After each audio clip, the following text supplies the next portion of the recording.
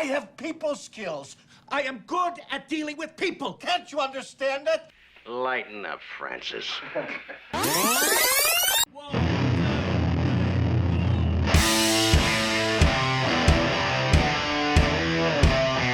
You're listening to The Review on the OSG Podcasting Network.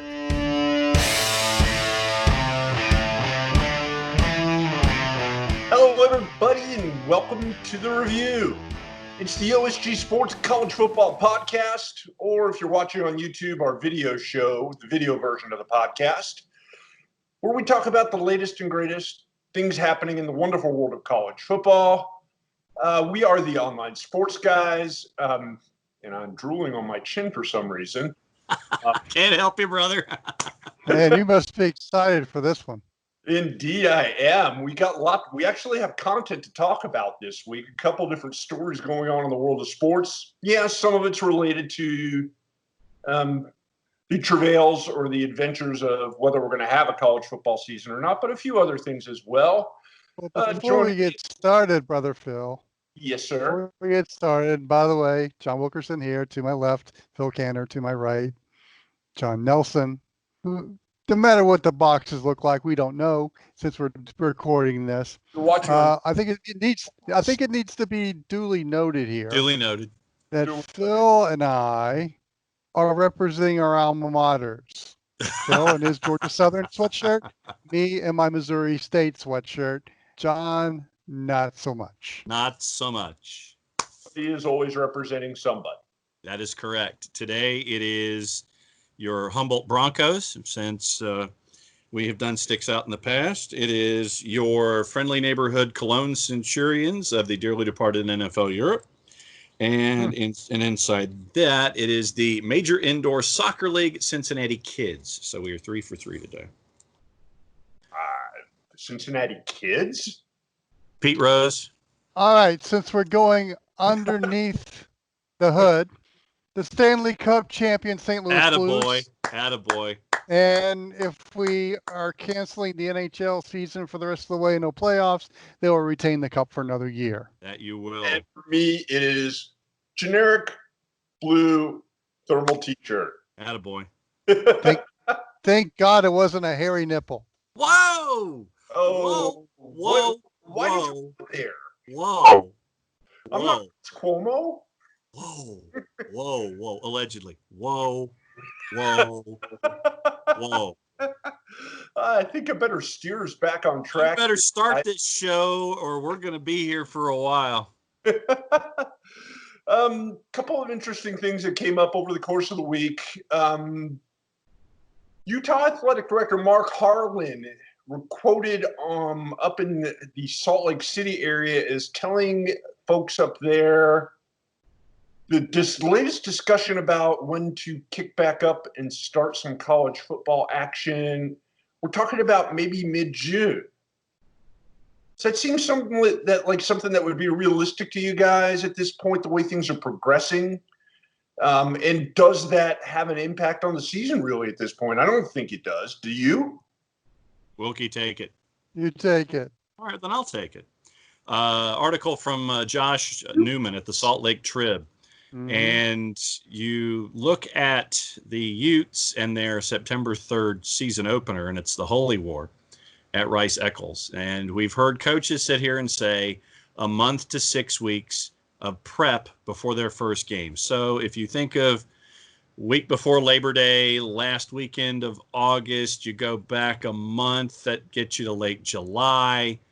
Then, so, I mean, I could say, Harlan, who I think is a part of the competition committee, he's part of the oversight committee.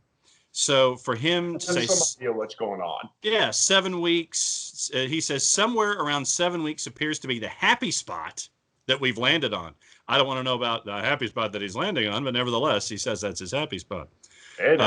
Some have it a little bit more aggressive, but around the 7 week period of time is what the body needs to be able to go. Strength and conditioning professionals ramp up each week how many hours. Harlan says you take the first game, move it back about 7 weeks, and there you go. You're on campus.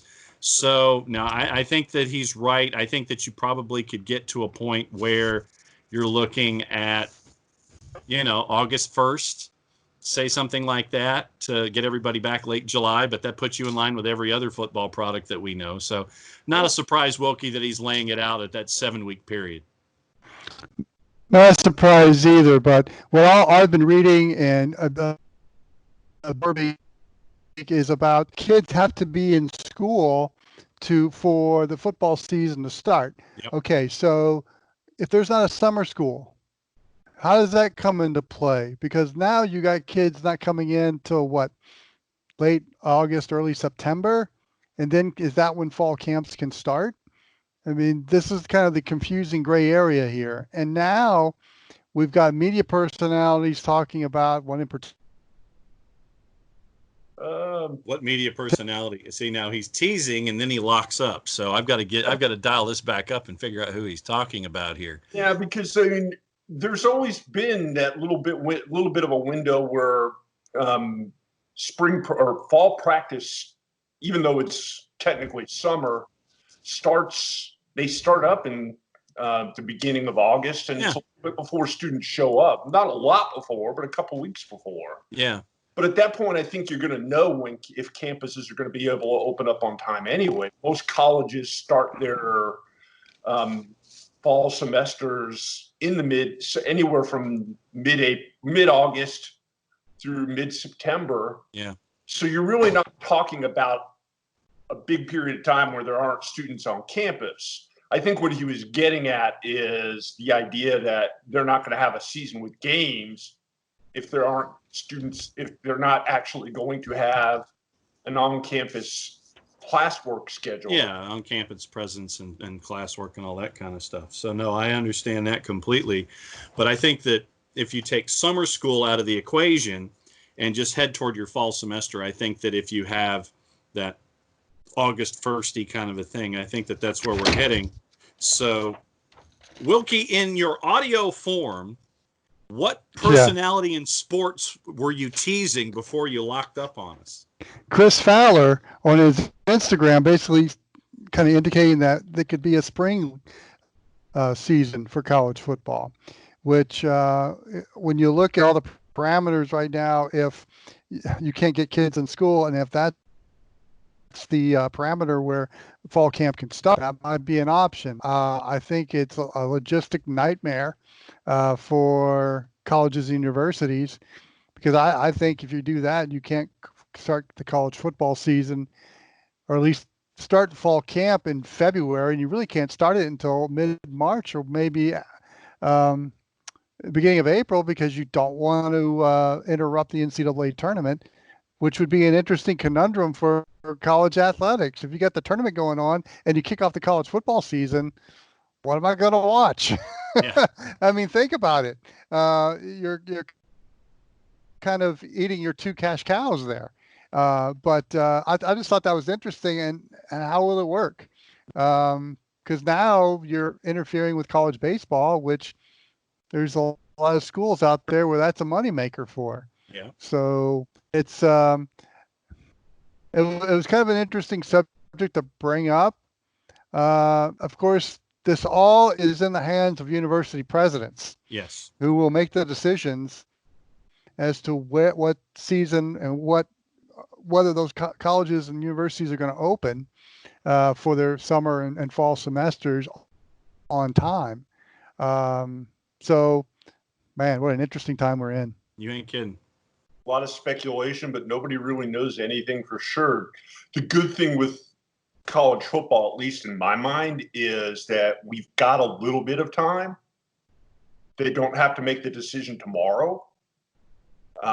They can evaluate in different scenarios and different ways that this might play itself out. The possibility exists that they come out at the beginning of June and say, hey, come mid-August, when students are scheduled to start coming back on campus, we're going to let them back on campus, and boom, we're good. Yeah. But they may not. We don't know yet. And the reason that this is all being force-fed, Wilkie, you talked about this when we were kind of going through some show notes before we started to record. There's a lot of money involved here. And some budgets are having to be decided, and some difficult decisions are having to be made by quite a few schools already. You ain't kidding. Already there's talk of speculation about pay cuts.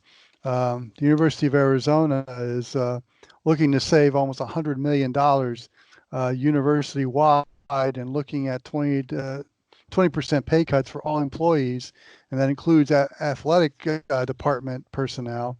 Although interesting, it wouldn't impact Sean Miller or Kevin Sumlin because of the structure of their contracts.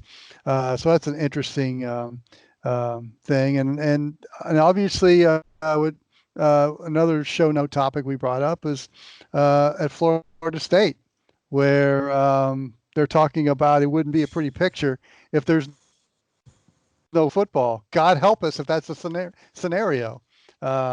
Quoting the athletic director of Florida State. The AD at Michigan State, Bill Beekman, talking about football being 80% of the revenue at Michigan State in the athletic department, with basketball adding a little more to the kitty as well. So you lost out on the NCAA money at this year, and then if you don't have a football season, what happens if it's 80% of your revenue? Again, Kansas looking to decrease their expenses by 10%. These athletic departments right now, with the realization that the football season may not happen, I think that's really starting to become reality for some of these schools. Washington State talking about how if there's no football, it'll be destructive to their athletic program if there's no football season. So you're seeing all these realizations that if there's no football, there may not be much of an athletic department to manage when it's 80%. Maybe it's more for some of these universities. And I think that's why maybe it's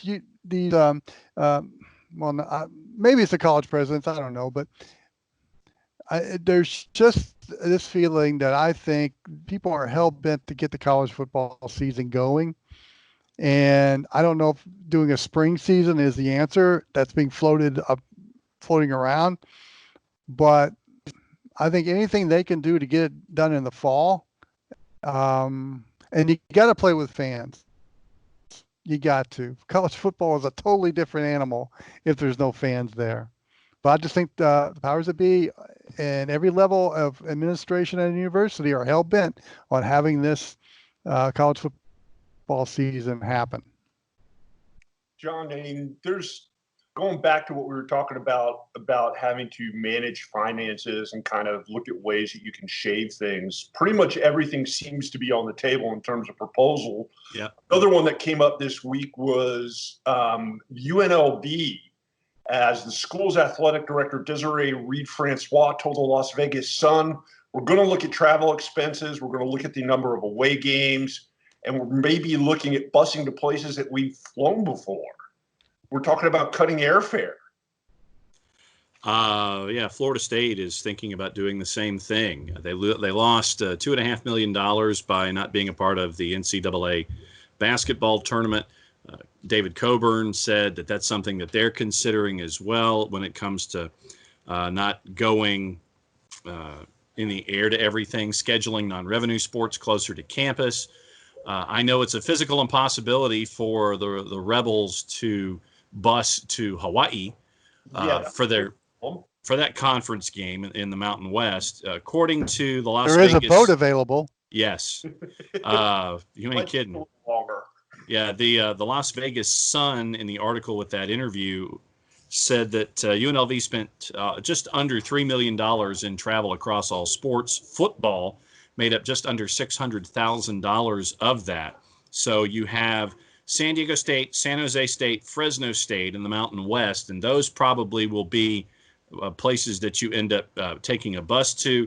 I could probably venture to say fairly safely that new head coach Marcus Arroyo probably wasn't too happy to hear something like that in the first year of his program. But, right now, It's a new normal, and this is going to be part of it. And you're going to have institutions that will be trying to find ways to trim their costs. And yeah, Wilkie, to your point, I think that they're going to try, just because there's too much money on the table and it's 9 figures to the left of the decimal place across the board, that they're going to try to get college football done in some manner, way, shape, or form. But yeah, so you've got Florida State saying that they're going to, possibly do more busing. UNLV saying that they're possibly going to do more busing. But before we get out of the money issue, I'm going to get on my venting soapbox here a little bit. The University of Cincinnati, and this ties into our other programming that we have on the network. The University of Cincinnati decided to eliminate their men's soccer program, one of their oldest programs that they have as a part of their wrestling. Yeah. So Cincinnati this past week decided they were going to eliminate their men's soccer program. So they said it's going to save them about $800,000. One of the first things that the University of Cincinnati did in their athletic Twitter account was have 2 lockers inside their training facility, inside their football locker room. And what they decided to do was make stacks of all the different uniforms that the football program got to wear this past year. It's like, hey, look at all this stuff that we wore. And just like they're doing stacks and quick edits of all the different uniforms. And that's the thing. So it's like, hey, look at us. So it was a bit tone deaf from my perspective, that you want to kind of sit there and say, hey, look what our football team got to wear. And at the same time, you're canceling programs. That just got under my skin a little bit. Yeah. Meanwhile, Texas athletic director Crystal Connie made a point saying they're not going to be eliminating any sports at Texas. They're going to have them all back. But the Cincinnati thing, John, I think that's what we're going to be seeing more and more. No doubt. And I think men's soccer might be one of the casualties of that. No question. What's going to be the telltale sign, guys, is when female sports start becoming eliminated, because now you're opening up a different can of worms.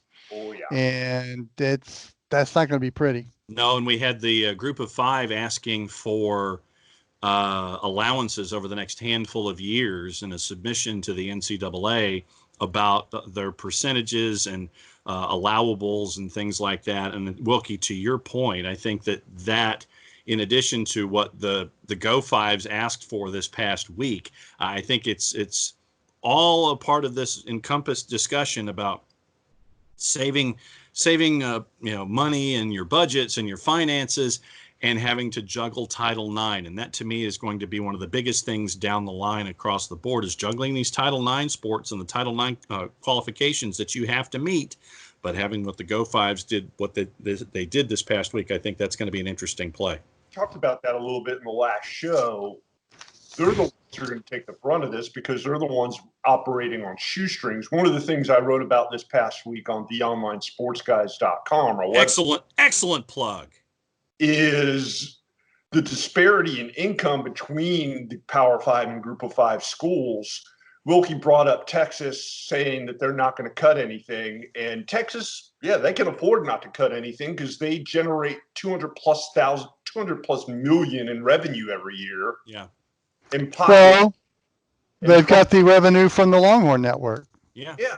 I mean, they're profiting. They're making, I want to say it was roughly 30 or 40 million above what they're spending at that figure. They can absorb it. Yeah.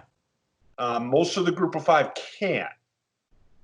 Most of them, you're talking about programs that are operating with, at best, 30 to 40 million dollars of revenue per year for the entire athletic department, and they're spending pretty close to that. We talked about the travel expenses. Travel for college sports is ungodly expensive. Mm-hmm.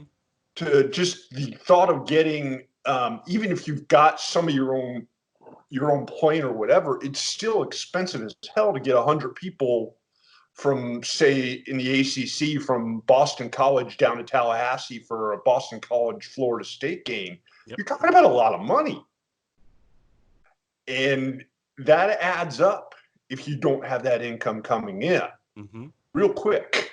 Mm-hmm.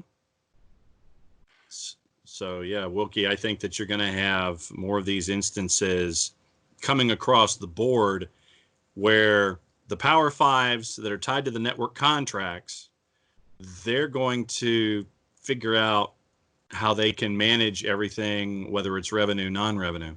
But the Go Fives, to me, are the ones that we really have to have in the spotlight here. I think you need to also look at the FCS schools, Yes. who are probably going to lose some of that guaranteed loss money from the Power Fives and maybe some group of fives, and they incur travel costs as well. The advantage they have a little bit of is when they get in their playoff, the NCAA subsidizes that travel cost. So.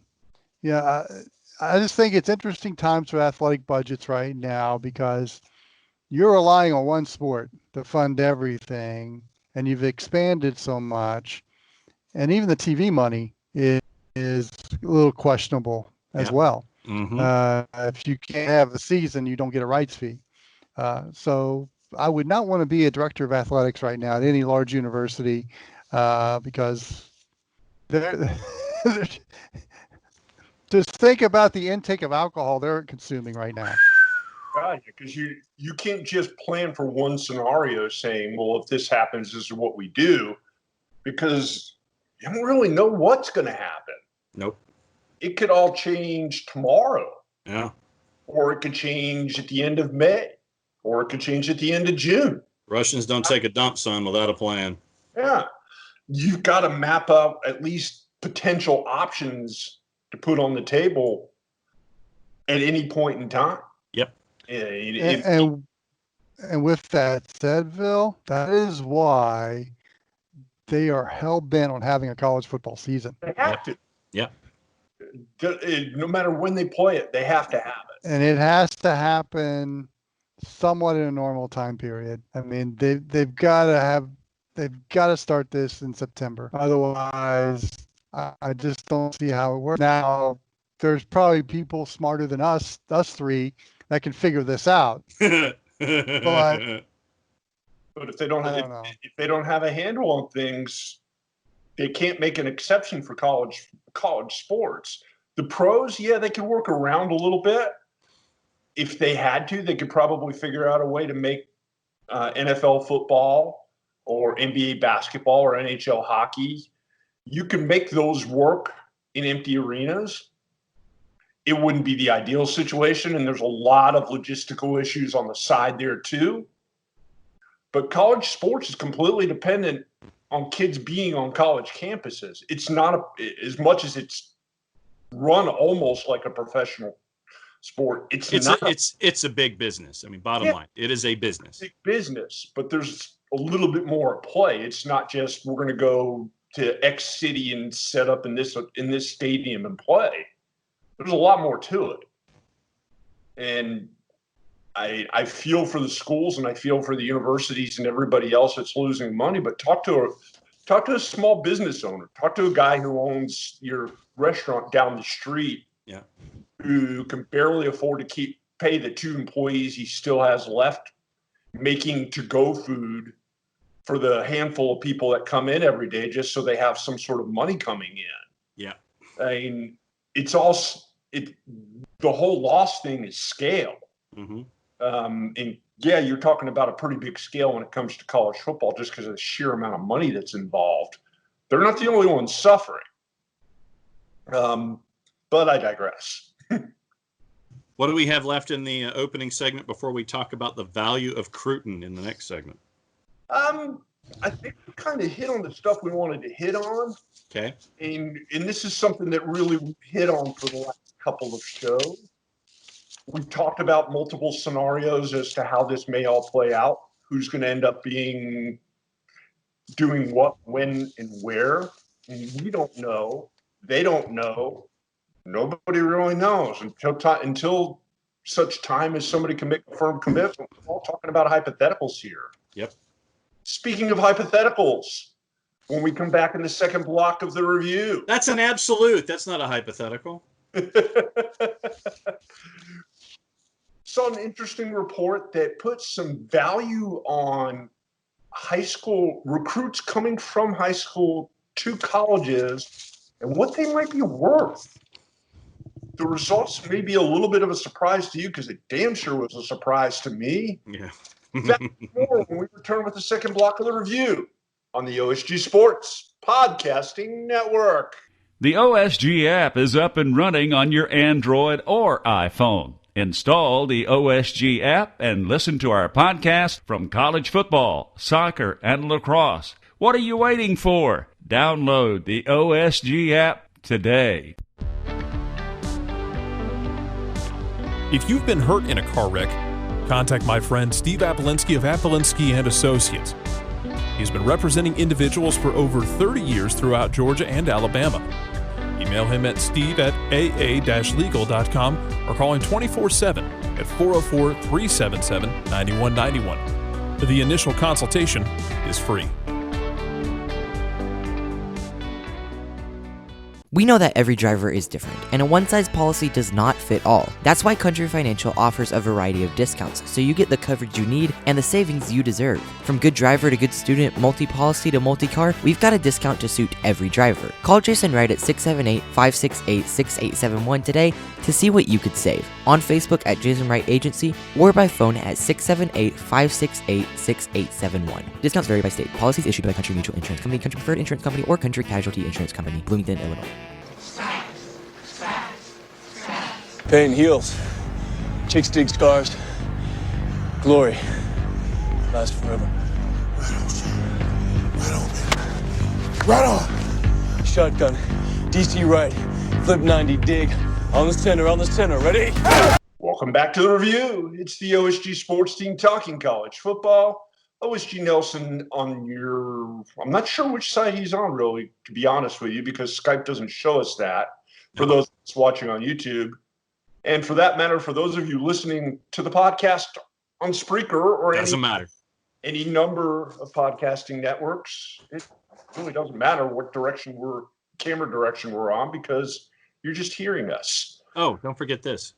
The phone app. That's right. If you're watching, you can see John holding up the OSG Sports phone app. It's free.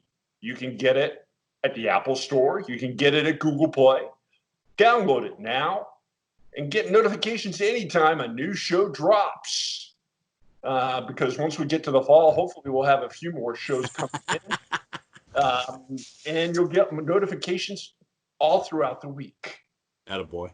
John, in the first block of the show, we talked a lot about the finances of college football. And something I want to hit on here in the second block is an article that I kind of stumbled across this morning while I was surfing the interwebs. Right on. And that's a survey done by Ohio State University, commission, if you will, where they were able to attribute a financial value to high school recruits. Okay. The survey that was published today in Cleveland on Cleveland.com, Cleveland being just about an hour and a half, 2 hours north of Columbus, it was also accepted for publication in the Journal of Sports Economics, by the way. Oh, wow. It attributes a $650,000 increase in school revenue every time a college signs a 5-star recruit. Okay. Does it mention 4 stars? Yeah, if you go down the list, it values a 4-star recruit at $350,000, 3-star at $150,000, 2 stars decreased revenue by $13,000. So I guess you lose money with minus 13. Okay. Interesting. Okay. But it's something I've never really seen before. Yeah, a monetary value attached to your recruiting. Hey, Wilkie, you ready to do some math? Math was never my strong subject. But this involves USC and their recruiting, so this might be easy. All right, go for it. All right, so Phil, what was the value assigned to 5 stars according to this? $50,000. Okay, so Wilkie, what is 0 times $650,000? 0. Okay, that's USC with their 5 stars in 2020's class. All right. So, Phil, what was 4 stars? 4-star, $350,000. Okay. So, what is 2 times 350,000? 700. 700. Okay. So, for a recruiting class that had an intrinsic value of $700,000,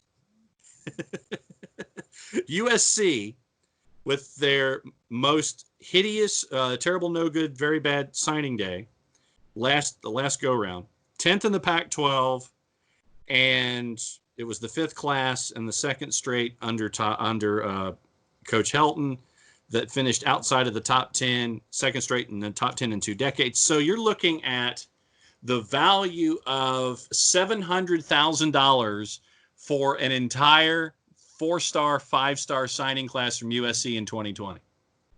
By contrast, How many 2 stars did they get? That's a good question.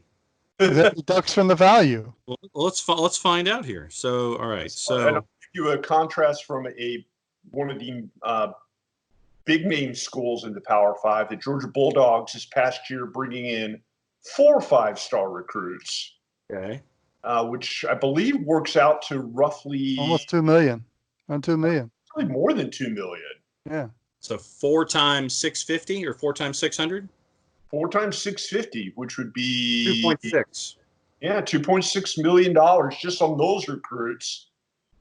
Never mind the 6+ 4-star recruits that they brought in. Okay. So what were 4 stars? So they're bringing in about $10 million worth of recruits. Uh-huh.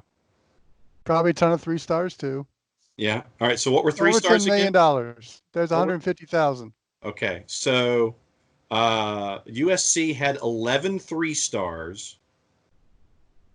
So that's what, 1.6 million? Is that right? I think roughly the total is going to be over $10 million of recruiting value going to the University of Georgia. Right. And $2.3 million going to USC. What's even better, and let's play this out here a little bit. Give me a Pac-12 school. Wilkie, I'll let you look that up while I talk about what the criteria was that the researchers used. Okay. Give you a Pac-12 school? Yeah, go give me a really bad Pac-12 school. Oh, a bad one? Yeah, bad. That would be Oregon State. All right. So Oregon State actually had a better recruiting class than USC. Yikes. But they were all 3 stars, all 20 of them. Okay, that's 150 grand right there. That's not bad value for the good boys in Corvallis. Yeah, there's a few variables in here, though, because the researchers used the effects of recruits on team performance and then considered the effect of team performance on revenue. Excuse me. It found that all 5-star recruits did not necessarily affect a team's chance of making a bowl game, but they did increase the chance of reaching the college football playoff by 4% roughly. And it also had some controls built in that the top programs such as Ohio State and Georgia may not necessarily have the same numbers as it would be for a mid-sized program. So the Georgia number may be a little bit exaggerated here, guys. It's based on the control, it roughly values those 5 stars as around $200,000 and a 4-star as $90,000 for the top 10 programs, if you will. Mm-hmm. And those top 10s being your Alabamas, Ohio States, Georgia, Clemson. So there's a curve to this. Yes. Okay. Which makes some sense, but when you think about the big picture of recruiting, who gets most of those 5-star and a lot of those 4-star recruits? The rich get richer every year. Yeah, it's the Power 5 in your top 25s. Yeah, because it goes back to what I keep saying about there's basically 10 schools at this point in college football who could compete for a title every year. Those are the 10 schools getting most of the 5-star recruits and a good chunk of the 4-star recruits. Mm-hmm. Yeah. See a whole lot of 5-star recruits showing up to play in Nashville for Vanderbilt, or to play at Maryland or Rutgers. That might change with Mike Loxley at Maryland. It might not. They'll run away from Mike Loxley at Maryland. The guy can recruit. Yeah, but he's a good number 2. He's not a good number 1. But right there below the campus is a very fertile Hampton Roads, Virginia Beach area that he can go cultivate. Don't think Bronco and Virginia Tech won't be there either. Yeah. Well, My point, Frank Beamer made a living of putting a fence around there. You don't think that's on Mike Loxley's mind? Mm-hmm. my point being, and I'm not poo-pooing this research because there is some interesting takeaways from it, but when you're talking about teams like a struggling Arkansas or Oh, please. yeah, sorry, had to go there. Or gosh, thinking of some of the Power 5 teams that have struggled. South Carolina. South Carolina and Boston College. Yeah, BC. Any of those type of schools Kentucky football. that don't have that preponderance of high name, big name, 5-star, highly rated recruits. How do you quantify this? How do you translate that into wins and losses? And can you? No, I just think that this was a project where you're trying to sit there and think of, all right, what can we do for an economics project and consider the money that we have coming in. I think you're taking all your revenue streams on a yearly basis, television, game day, marketing and merchandising, you're throwing that all into a pot. And then I think that you're looking at it from that football prism and going, okay, what is an average game day like? You know, what if you say you broke it down by either 6 or 7, depending on how many home games you have, and then you sit there and continue to divide and divide and divide and divide and come up with the revenue that you have. Then you come up with some abstract number and trying to figure it out, and it just makes my brain hurt. And I hope that whoever did this got a PhD out of the deal. Yeah. Well, to me, it adds to me, it's more of a increased value in the coaching staffs. You know, I think of Dan Mullen when he was at Mississippi State. He probably got 3 stars. Yeah. But he developed them into 5 stars, and really the ceiling was 7, 8 wins that he was going to get at Mississippi State. And of course, he moves on to Florida with a little better recruiting, facility-wise and athlete-wise. Although Mississippi's got some damn good athletes to recruit from. You know, I think of the first few years when Steve Adazio was at Boston College. Since you brought up the Boston College scenario, Phil, I mean, yeah, he's going to get 7 wins, but you know, he knew what his needs were for Boston College to be successful. He knew he had to have earth movers as offensive linemen. He knew he had to have tough physical defensive linemen and linebackers that were fundamentally sound. He got those type of kids, they were probably 2, 3-star type of kids, and turned them, his coaching staff turned them into 5 stars. That kind of went away toward the end of his tenure. That's how he's ended up at Colorado State. I think of those coaches as more of a increased value than the recruit coming in, because a recruit can be a 5-star coming in and going to a university where the coaching staff is probably not as invested in developing the players because they probably think they've already developed. Now, Alabama's and Clemson are different from that because they still develop those guys. But you're talking about if a 5-star goes to an SEC school, I'm not going to name one, I'm just going to say a typical SEC school, but the coaching staff isn't invested in developing them. Okay, where's their skills go? They're still a damn good player, but that team that should be a 10-win program is a 6 or 7-win program. It also goes back to something that I've harped on in the past.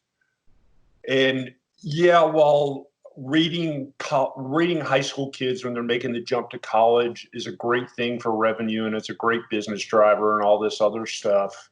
There's a whole cottage industry that's now sprouted up that has a lot of money involved with it, getting kids from high school to college. Yeah. At the end of the day, you still don't know how an 18-year-old is going to adjust from jumping from high school to college. No. You can make a guess. You can assume certain things based on the success that they've had in high school.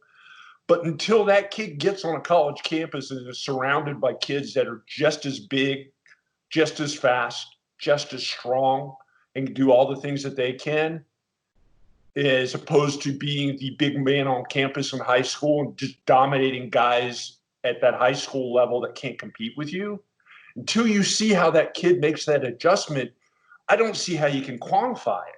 Let me, to your point, Phil. Yeah, go ahead, Wilkie. To your point, Phil, the advent of the summer camps and the 7-on-7s has kind of quelled a lot of that, because they're going up against kids with the same skill level that they have, and they're starting this at an early age. I mean, we're talking about 7th and 8th graders that do this, that are projected to be 5 stars by the time they're in high school, but they're going to these camps where they're competing against other kids with their skill level, and they're seeing this early on. So that really has kind of gone away.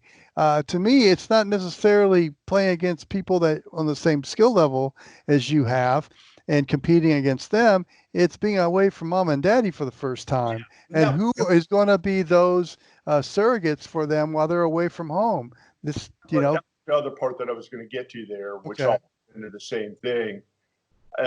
There are plenty of kids who came out highly recruited and highly rated out of high school that have flamed out at the college level. Bottom line.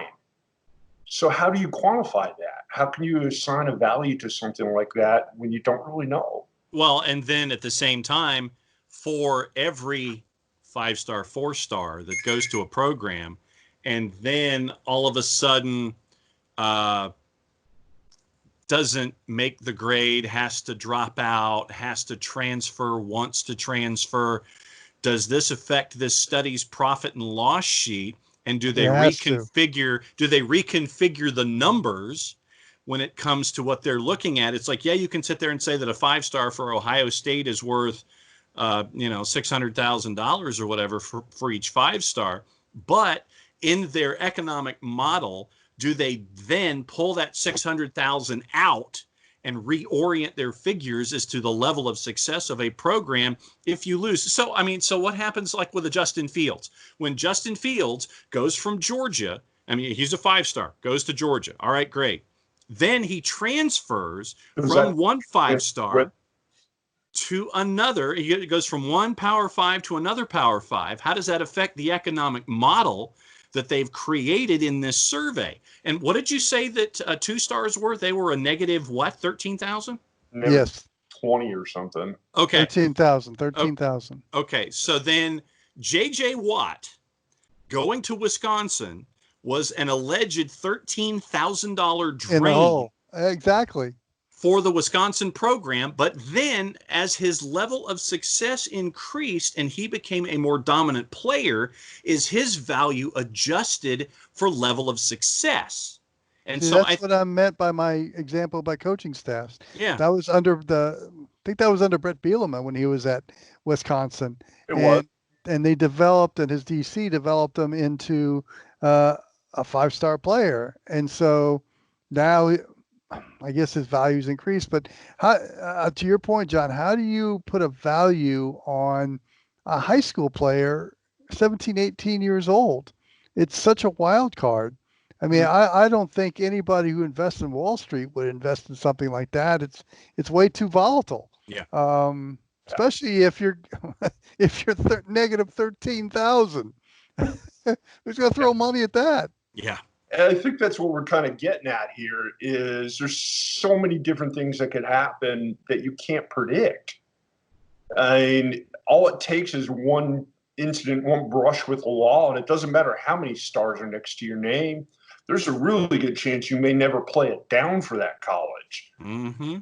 Yeah, and I take a negative look at recruiting on as far as are these handlers that are starting to float these stories. I mean, it was obviously an Ohio State survey that they saw some value into, but these handlers are going to take that and run with it, and I think it's a negative part of the recruiting process when a handler can tell a high school player that, hey, you're a 5-star. You look what your value is. Yeah, I mean, it's that's interesting. just not. I don't like that at all.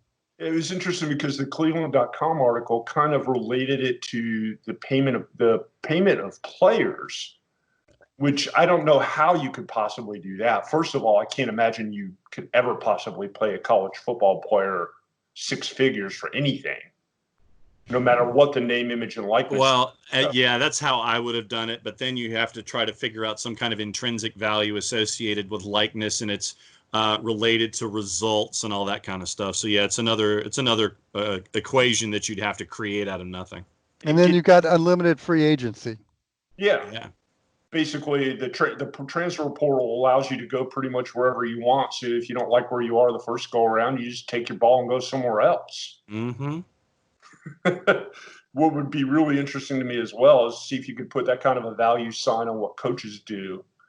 To see a coach take a team that doesn't have a whole lot of higher ranking recruits like Wilkie talked about, and all of a sudden takes them from being a perennial 3-9 team, and all of a sudden now they're 9-3 or better every year. Where's the value in that? Yeah. How do you quantify that? Scott Satterfield, Eli Drinkwitz, those kinds of guys. Yeah. Oh, good examples right there. Satterfield and Drinkwitz. Yeah. I mean, that's the more interesting thing to me, because I think that's where you see the impact as opposed to the players themselves. So I think that's their next PhD study, is to apply it to coaches and see what the economic value of guys like Satterfield and Drinkwitz are to their programs, respective of a big name to a big Power 5, because of the constancy that they have at those institutions. Yeah. Matt Campbell comes to mind. Yeah. What he's done in Ames, Iowa, with Iowa State. Yeah. Those are values that I don't think they can be measured. Especially at Iowa State, who has been a doormat in the Big 12 for years. I've got to give high value to Matt Rule, what he did at Baylor, and parlayed that into a nice gig with the Carolina Panthers.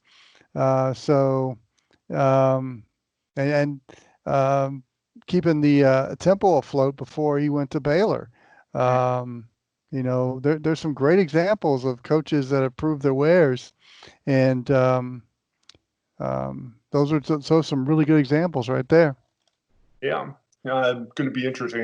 It's kind of hard if you're say Ryan Day or Nick Saban, and you've got a roster sprinkled with mostly 4- and 5-star recruits. Yeah, then you're going to probably hit on at least a few of them. And interesting too, what would be Tom Herman's value? Since you brought up the fact that you got instant talent right there, Tom Herman hasn't done anything really with Texas. Exactly. Since he's been there, so his value has dropped. Yeah. Interesting idea. Interesting premise. How to rate coaches and how to rate individual players there. I think, Phil, what you figured out what one of the homework assignments is for the week, to float our theory and our term paper to the folks who wrote the term paper that was released by the folks at Ohio State, and see what they come up with.